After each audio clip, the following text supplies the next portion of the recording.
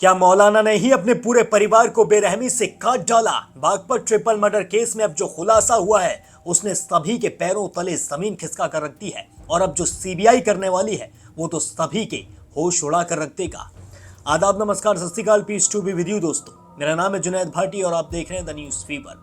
जैसा कि आप सभी जानते हैं, उत्तर प्रदेश के बागपत के गांव गांव से एक ऐसा मामला निकलकर सामने आया है जिसने सभी के होश फाख्ता कर दिए हैं। ऐसा मामला जिसने सभी को डरा कर रख दिया है। जी हाँ, मौलाना के पूरे परिवार को किसी ने दिन दाड़े बेरहमी से काट डाला। मौलाना की 2 मासूम बच्चियों को और उनकी बीवी को कई हिस्सों में काट दिया, उनके पूरे शरीर को कई हिस्सों में बांट दिया। जी हाँ, और इसके बाद जब खुलासा हुआ कि किसने मौलाना के पूरे परिवार को काटा तो ये और ज्यादा चौंकाने वाला मामला हो गया। जी हाँ, जब पता चला कि 2 बच्चों ने, जिनकी उम्र 18 साल से कम है, जो नाबालिग बच्चे हैं, उन्होंने ही मौलाना के पूरे परिवार को इतनी बेरहमी से जान से मार डाला तो पूरा गांव एक तरीके से दहशत में आ गया। पूरे गांव में हड़कंप मच गया, एक तरीके से हुजूम सा फैल गया। पूरे गांव ने पुलिस पर हमला करना शुरू कर दिया, पुलिस वालों की गाड़ियां तक तोड़ दी।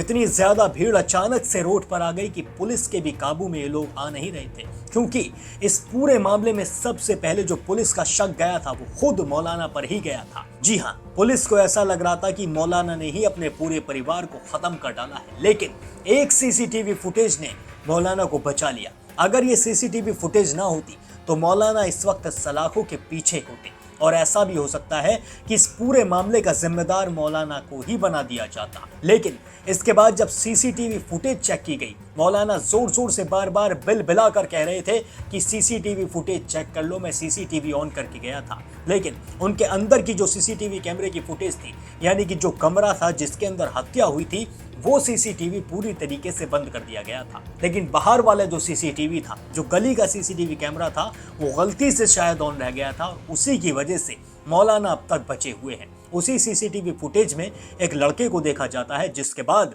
पुलिस का माथा एक तरीके से ठनक जाता है। पुलिस सोचती है ये लड़का उसी वक्त यहाँ पर क्या कर रहा था जिस वक्त इस हत्या को अंजाम दिया गया था, और उस लड़के के कपड़े पूरी तरीके से सने हुए थे। कहीं ना कहीं वो एक संदिग्ध की तरह इस सीसीटीवी फुटेज के अंदर दिख रहा था। इस लड़के को जब पकड़ा जाता है तो ये पूरी तरीके से खुलासा कर देता है। ये खुद कहता है कि हाँ, मैंने और मेरे साथी ने मौलाना के पूरे परिवार को खत्म कर डाला। और जब पूछी जाती है इसकी वजह, हत्या करने की वजह और भी ज्यादा खतरनाक होती है, और ये वजह होती है सिर्फ इतनी सी कि मौलाना ने इनकी पिटाई कर दी थी सबक याद ना होने पर। इन दोनों का कहना था कि हमारा पढ़ाई में ध्यान नहीं लगता था, इसलिए हमें सबक याद नहीं हो पाता था, इस वजह से मौलाना हमें पीटते थे। मौलाना के साथ मौलाना की पत्नी, यानी कि जिनकी हत्या की है, वो भी हमें पीटती थी और इस पर हम बहुत ज्यादा गुस्सा हो गए थे, हमारे लिए असहनीय हो गया था। इसी वजह से हमने मौलाना के पूरे परिवार को खत्म कर दिया। हमें पता था कि मौलाना इस दुनिया में सबसे ज्यादा प्यार अपने परिवार से ही करते हैं, और अगर उनके परिवार को हम खत्म कर देंगे तो मौलाना कभी खुश नहीं रह पाएंगे, और इसी वजह से हमने पूरे परिवार को उनके मौत की घाट उतार दिया। जब उनसे पूछा कि इन 2 मासूम बच्चियों की क्या गलती थी, चलो मान लेते हैं तुम्हें मौलाना और उनकी पत्नी ने मारा था, लेकिन उन दोनों मासूम बच्चियों को तुमने क्यों मौत के घाट उतारा? तो इस पर इन्होंने जवाब दिया कि जब हम इस हत्या को अंजाम देने के लिए कमरे में घुसे तो एक छोटी बच्ची जाग गई थी जो जोर जोर से चिल्लाने लगी थी, जिसकी वजह से हमें उसको भी मारना पड़ा। और फिर इसके बाद हम इतने ज्यादा डर गए, जब एक और बच्ची बची तो हमें ऐसा लगा कि कहीं ये बाहर जाके खुलासा ना कर दे, इसलिए हमने उसे भी मौत के घाट उतार दिया। ऐसे ही हमने तीनों लोगों को मौत के घाट उतार डाला। और इन्होंने हत्या को अंजाम देने के बाद, यानी कि जब इन दोनों ने हत्या को अंजाम दिया, उसके बाद ये जाकर कबड्डी भी खेले, जो किसी को शक ना हो सके। बच्चों के साथ खेले, बिल्कुल नॉर्मल बिहेव इन दोनों ने किया। और उसके बाद जब मौलाना के घर के बाहर भीड़ लगी हुई थी, सभी एकदम सदमे में थे, रो रहे थे, बिलख रहे थे, तब ये दोनों बच्चे वहां पर पहुंच गए और जोर जोर से रोने भी लगे ताकि किसी को भी इनके ऊपर शक ना हो सके।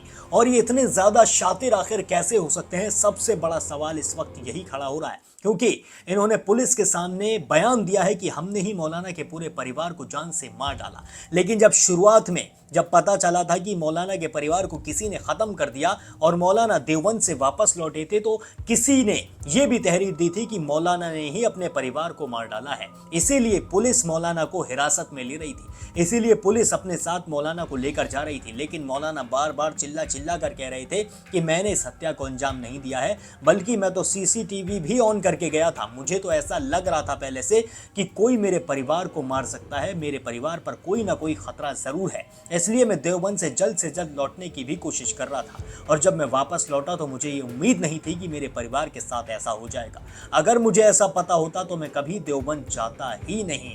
लेकिन जिसने ये तहरीर दी थी, जिसने ये कहा था कि मौलाना ने ही अपने परिवार को मारा है, आखिर वो कौन है, उसका भी अभी नाम निकलकर सामने नहीं आया। और इस वक्त सबसे बड़ा मोड़ भी इस केस में आ चुका है, यानी कि सबसे बड़ा ट्विस्ट इस केस में अब दोबारा से आ गया है। अभी तक ऐसा लग रहा था कि अब ये केस पूरी तरीके से सॉल्व हो चुका है। इन दोनों बच्चों ने मौलाना के परिवार को एक तरीके से खत्म कर डाला, अपने बदले के चक्कर में, या फिर कुछ भी कह लीजिए, मेंटलिटी के चक्कर में, या फिर साइकोनेस के चक्कर में, किसी भी तरह से इन्होंने मौलाना के परिवार को खत्म कर दिया। लेकिन अब मौलाना के साले साहब, यानी कि मौलाना की पत्नी के भाई ने अब आकर एक और बड़ा बयान दे दिया है। मौलाना के भाई का अब कहना है कि ये दोनों बच्चे, जिनकी उम्र 18 साल से कम है, जो नाबालिग हैं, वो इतने बड़े हत्याकांड को अंजाम खुद नहीं दे सकते हैं। इसके पीछे कोई और भी है, यानी कि इसके पीछे कोई तीसरा भी है। उनका साफ तौर पर कहना है कि ये बच्चे इतनी आसानी से इस पूरे हत्याकांड को अंजाम नहीं दे सकते हैं, ना ही इनके अंदर इतना दिमाग है और ना ही अपने अंदर इतना जज्बा रखते हैं। इन्हें किसी ने सिखाया है, इन्हें किसी ने पढ़ाया है, नहीं तो ये खुद आकर बयान भी नहीं देता। अगर ये इतने ज़्यादा शातिर थे, अगर ये किसी की जान ले सकते हैं और इतनी ज़्यादा बेरहमी से किसी की हत्या कर सकते हैं, तो ये अपने अंदर इतना दिमाग भी रखते हैं कि पुलिस के आगे सीधी तरीके से बयान नहीं देना है। अगर इन्होंने इस हत्याकांड को अंजाम दिया होता तो ये कभी मानते ही नहीं, ये रोते बिलखते या फिर कुछ भी करते, क्योंकि मासूम बच्चे हैं। इन्हें यही समझकर छोड़ भी दिया जाता, क्योंकि इन्हें पता था हम बच्चे हैं, हमारी उम्र कम है, हमें जेल में पुलिस ऐसे ही नहीं डाल सकती है। लेकिन इन्होंने सीधे आकर अपना बयान दे दिया है और इस वक्त इन दोनों का वीडियो भी सोशल मीडिया पर काफी वायरल है। इन दोनों बच्चों का कहना है कि हमने ही इस पूरे परिवार को मौत के घाट उतारा है। लेकिन अब इस केस में नई चीजें भी निकल कर आ रही हैं और अब पूरे गांव ने सीबीआई जांच की भी मांग करनी शुरू कर दी है, यानी कि इस बागपत के केस में कभी भी सीबीआई की एंट्री भी हो सकती है। और इस वक्त इस केस में नए नए तार भी जुड़ते जा रहे हैं, नई नई चीजें भी निकलती जा रही हैं, क्योंकि बागपत एक मुस्लिम बहुल्य इलाका है और इस मुस्लिम बहुल्य इलाके में मुस्लिमों की तादाद होने की वजह से मस्जिदों की तादाद भी ज्यादा है और हर मस्जिद में सीसीटीवी फुटेजेस लगाना संभव नहीं होता है।